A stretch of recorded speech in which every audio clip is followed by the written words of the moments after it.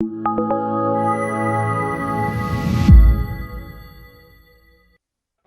there, let's compare the process for exporting a certificate between Nuance Power PDF and Adobe Acrobat DC.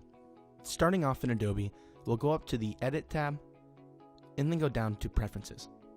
We'll make sure we're on the Signatures tab down here, and then under Identities and Trusted Certificates, we'll click More, and then we'll click the certificate we want to export, and click Export.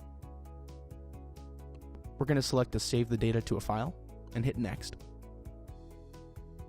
Now we'll just name this, and then select where we want to save it, and hit Save. Now let's take a look at this process in Nuance Power PDF. Here we are in Power PDF, and to export our certificate, we're going to go up to the Security tab, and then click Manage Digital Identities.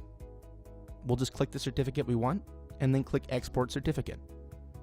Now we have the option to email it, or save the data to a file, so we'll do that. And then we'll just name the file, and select where we want to save it. Then just click Save to export the certificate. It's that simple.